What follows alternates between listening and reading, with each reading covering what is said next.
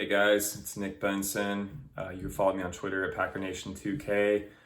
Just back again for another episode of the Pack Nation podcast, Week 9 edition. Packers coming off of a outstanding victory over the Arizona Cardinals last Thursday, which isn't exactly news now, but it was still a great victory nonetheless and worth talking about.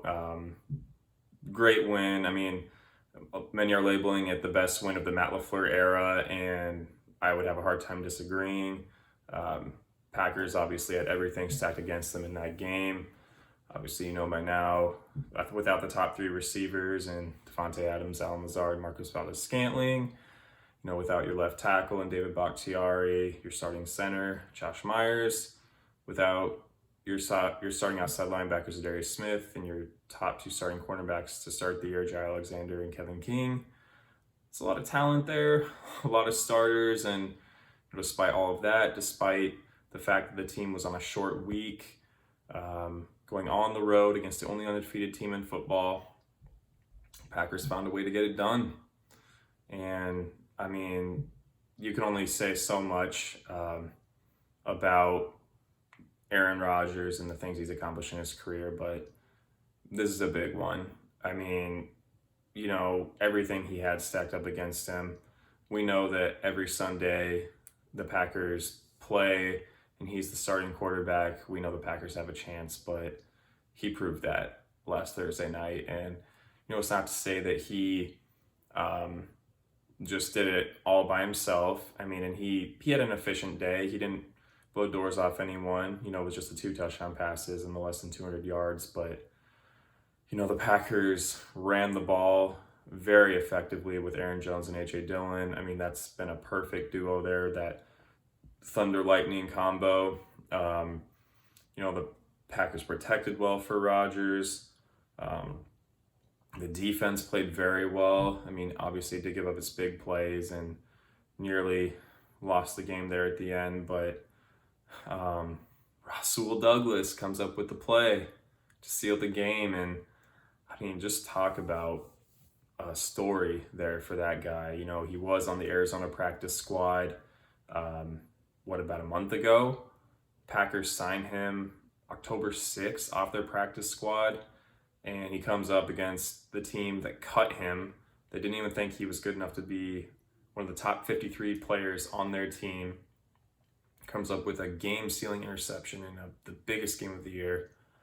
I mean, it's just crazy how the NFL works sometimes, but you got to feel good for Rasul Douglas, and what a find he's been for Brian Gutekunst and this team.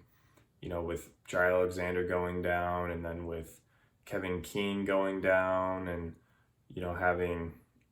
being stuck there with, just a rookie and Eric Stokes, Seamus Logan in the slot, but Isaac Yiadom is who they would be starting at cornerback these past few weeks if it wasn't for Rasul Douglas. And I mean, just thinking about where this team could be right now, if that was the scenario, it's not something I really want to think about, because they could have a few more L's in the loss column right now. But anyways, that was just a great all-around team win. Also got to give kudos to Jerry Gray and the job that he did as defensive coordinator in Joe Barry's absence. He made life hard for Kyler Murray in that Cardinals offense all game, pressured him well. They did give up the 3 red zone rushing touchdowns. Obviously, things you got to get cleaned up. They give up the big play to DeAndre Hopkins, the one that he beat Eric Stokes on a double move, which you got to tip your hat to the guy. But Eric Stokes does have a few things to work on, just in tracking the ball in the air. But, he's going to learn from it, and he's going to get better. And, so great win for the team. The Packers are 7-1 now, tied with the Los Angeles Rams for the best record in football. And then you got, and of course, the Cardinals. All 3 those teams are 7-1, and then you got the Dallas Cowboys are 6-1. So you got 4 one-loss teams all in the NFC, and a stack there at the top. And it's going to be a marathon to get that number 1 seed, and Packers have set themselves up in a good position, but the game against the Cardinals was just the start of the meat of the schedule. The Packers have a lot of big games left against great teams, playoff contenders, great quarterbacks. So they're going to need to keep bringing their A game, and it starts this coming Sunday against the Kansas City Chiefs. Before I get to that, though, there was a little tidbit of news today. The Packers did cut Jaylon Smith, the former Dallas Cowboy linebacker who they signed back in early October. People kind of knew when they signed him. Obviously he had been cut by the Cowboys, and his best days were clearly behind him. He wasn't the Pro Bowl player that he once was. We knew going in that he had lost some of his athleticism, and mentally it wasn't always there for him. But there was hope that the Packers could rejuvenate him, and that he would form with Devondre Campbell, a great athletic inside linebacker duo that the Packers have not had in years. He gets to play a few games. He got to play in the Bears game in week 6, then he got to play in the Washington game in week 7, and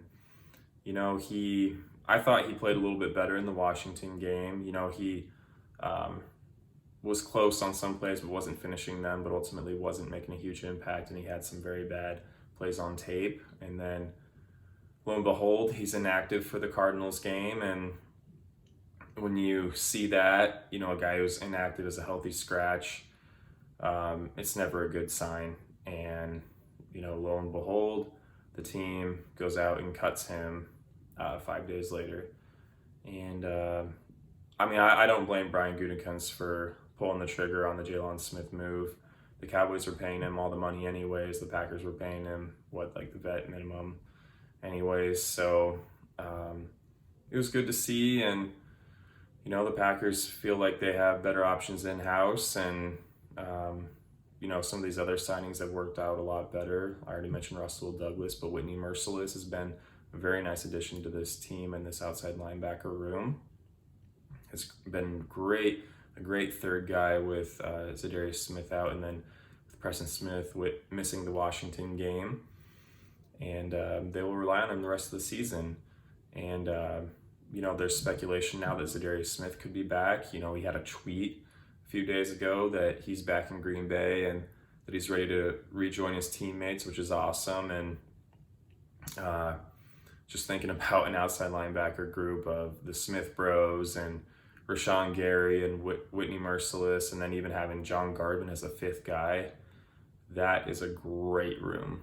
And guys like Za'Darius and Rashawn Gary can move inside, so you can run packages with those 2 guys at defensive tackle, and with Preston and Mercilus on the outside, and that's a scary sight for quarterbacks. And obviously with Devondre Campbell back there too at linebacker, this defense has so much potential.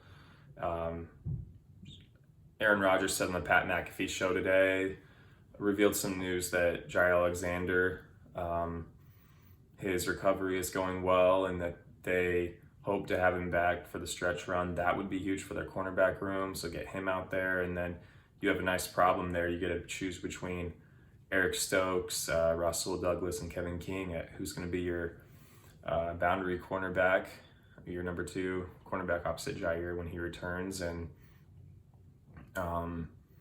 it's a great problem to have, kind of like I said in the previous episode about the offensive line.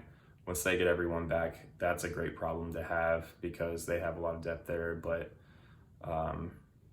it's just, this defense has been a revelation this year. Hasn't always been perfect.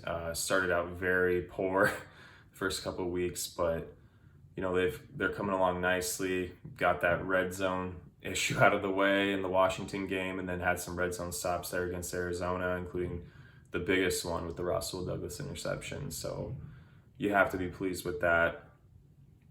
And you can't wait to see what happens when all the potential comes through. And The Packers now going into Sunday have a big matchup with the Kansas City Chiefs, and we know the narrative about the Chiefs this year. They've been a big disappointment, and even though they won last night on Monday Night Football over the New York Giants, it was not impressive whatsoever, and there's probably only a handful of teams in the NFL they would have beaten with that performance. A win's a win is a win, and that team is 4-4 now, right in the thick of the AFC playoff race, and in a wide open AFC, honestly. But they have not been as good this year, and it's been a little baffling. The way Mahomes has looked human this year, with the last 3 years of him looking like the next, I don't know. So a lot of people think the next Aaron Rodgers, but in my opinion, he's not Aaron Rodgers. He doesn't protect the ball like Aaron Rodgers. A conversation for another day, but transcendental talent. I mean, he's good. He's a great player, but it does suck for him seeing what he's going through this year, and something just seems to be off there. Quarterbacks do go through this at times, and we know Aaron Rodgers has gone through times where he's not looked like himself, and he's just not in sync right now with his receivers, not in sync with the offense completely, making mistakes, and that defense, while it's gotten a little bit better, and they did sign Melvin Ingram at the trade deadline today, which should help their pass rush, the defense is not that great.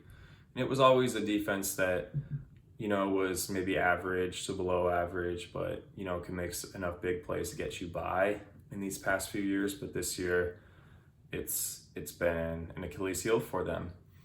And but nonetheless, going into this game, it's a game at Arrowhead Stadium against a team that still has a lot of offensive firepower and a few stars on defense. And Andy Reid and, the Packers are I've said it before, these last few weeks, they're going to have to bring their A game, in which they do a great job every week. Matt LaFleur does a great job of, taking the one step at a time approach. We're focusing on this game, and we're not looking forward on the schedule. And people have been wanting a Rodgers-Mahomes matchup for a long time. We thought we were going to get it in 2019, but then Mahomes got hurt. Matt Moore played that game and what ended up being a great game, a Packers victory. But now we get the Rodgers versus Mahomes matchup, what many people believe is the two most talented, gifted quarterbacks of all time going head-to-head against each other. I mean, it's going to be must-see TV, regardless of the fact that the Chiefs are struggling. It doesn't take, this could be the game that they break out. Who knows? Knock on wood, hope it doesn't happen, but Packers defense needs to come ready. They need to bring the heat on Mahomes and force him into making these mistakes that he's been making. And just like they made life hard for Kyler Murray, gotta do it again this week. And I do think that they will. I think that they will make life hard for him, and I do think the Packers will win this game. But this Chiefs team is not one to take lightly. Can't take anyone lightly, but definitely not this team with what we've seen in the past that they're capable of.